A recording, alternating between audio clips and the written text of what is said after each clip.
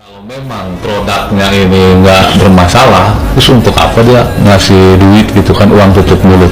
Toh ya silakan dia mau review seperti apa. Pasti si pelapor ini berkeyakinan bahwa produk yang dia hasilkan itu ya berarti produknya bagus kan. Nah terus yang kedua, kalau dia sudah membuat laporan, ada niat untuk membuat laporan polisi, terus kenapa dari dulu uangnya dikasih gitu?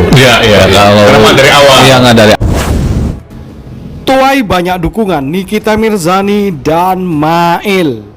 Tak hanya dari netizen se-Indonesia, tetapi praktisi hukum pun ikut mendukung dari Nikita Mirzani. Hingga bocornya Mail yang diduga dipaksa oleh Dr. Reza Gladys untuk melakukan transfer uang tersebut.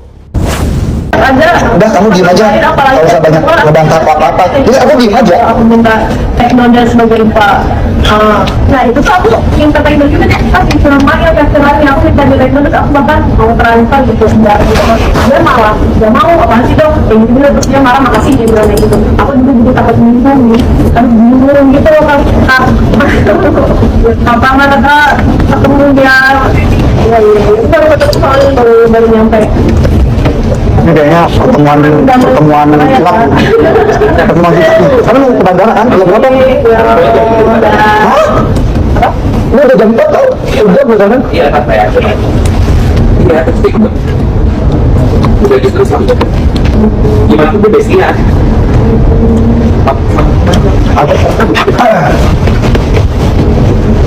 Kita udah tahu juga untuk pemerintah sekolah. Tapi soalnya Dr. Oki pun melalui kuasa hukumnya Sunan Kalijaga akhirnya membeberkan bahwa ada kemungkinan besar diduga Reza Gladys terlibat menjual skincare yang berbahaya. Akhirnya dia sampai dicabut izinnya karena ada bahan-bahan berbahaya yang diduga masuk ke dalam produk yang sekarang di tangan para pengusaha skincare, yang juga mungkin sudah dijual pada masyarakat. Ya, apa saya menyatakan demikian juga karena si pengusaha skincare ini, ya, yang lagi rame, dia merasa dirinya mau diperas oleh Nikita Mirzani. Merasa dirinya mau diperas oleh Nikita Mirzani, si pengusaha ini. Nah, pengusaha ini ngambil barangnya dari pabrik yang berkomunikasi dengan saya, yang curhat sama saya bahwa barangnya itu mengandung bahan berbahaya dan karena itulah izinnya dicabut. Nah, artinya kalau kita kembali, seorang atau para pengusaha skincare, kenapa kalian mesti takut barangnya direview oleh siapapun lah, mau sama Nikita, mau sama Doktim, mau sama Bang Nahak mungkin. Kenapa mesti takut kalau memang tidak ada kandungan barang-barang berbahaya? Kenapa mesti mengeluarkan duit miliaran? Coba, saya rasa masyarakat udah pintar lah. Orang mau mengeluarkan duit miliaran itu ada apa? Gitu loh. Nah, kalau yang berkaitan dengan pabrik, ya, pabrik yang dicabut izinnya, yang dimana ownernya berbicara dengan saya, si pengusaha ini, ya, merasa mau diperas oleh Nikita Mirzani dengan jumlah 15 miliar gitu loh, karena penghasilannya diduga sebulan, kita ngomong sebulan ya, sebulan itu 40 sampai dengan 60 miliar. Bisa nggak kalian bayangkan berapa banyak skincare yang beredar di Indonesia sehingga menghasilkan duit puluhan miliar, yang dimana itu mengandung bahan-bahan berbahaya, sehingga si pemilik pabrik izinnya dicabut. Jadi tolong deh, ya, seperti kata Bang Nahak, mohon pemerintah harus turun, ya, BPOM khususnya atau di pihak kepolisian kriminal khusus turun, sidak, kasihan masyarakat saya. Isi pengusaha Doktif juga ya, jangan salah paham sama saya. Memang betul Bang Petrus Balapationa senior kami, advokat, pada saat itu preskon bersama kami bertiga. Namun demikian, kalau saat ini Bang Petrus menjalankan profesinya berdasarkan undang-undang advokat sebagai kuasa hukum yang mendampingi pengusaha skincare, itu nggak ada masalah.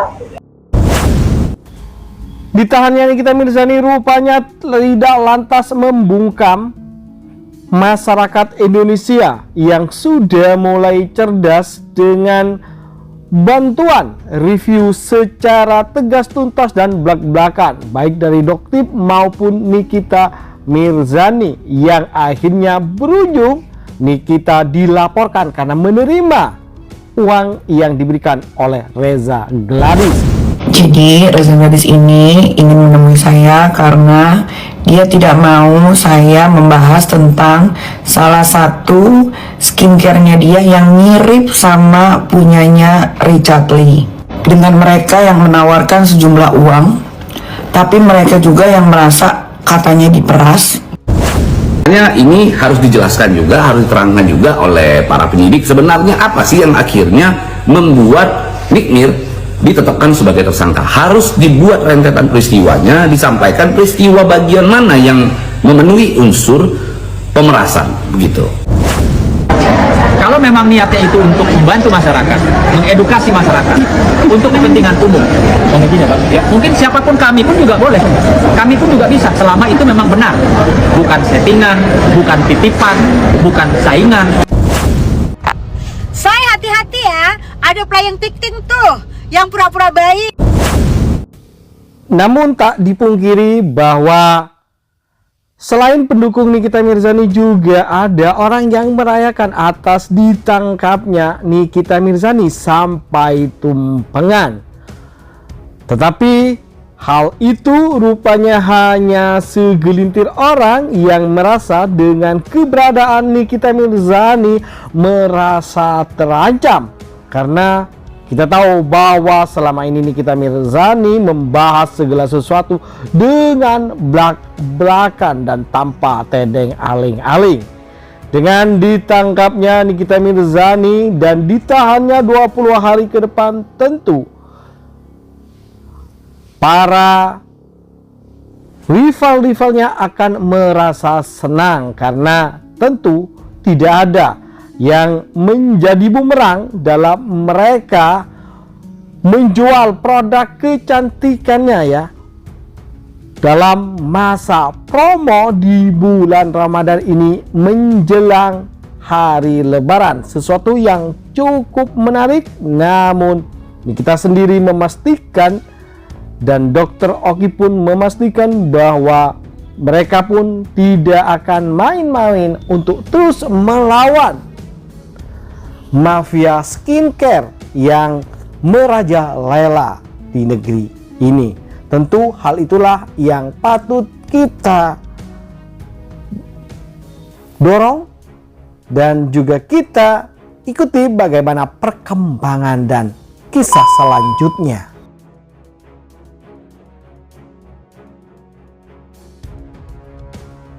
Bagaimana menurut kalian guys? Jangan lupa kasih komentar, like, dan masukan agar tambah seru keuangan mereka berdua yang selalu akan kita sajikan kabar terbaru terupdate tentang selebriti tanah air dan mancanegara yang bakal bikin kita semua happy, senang, dan update akan kabar berita terbaru tentang mereka tentunya.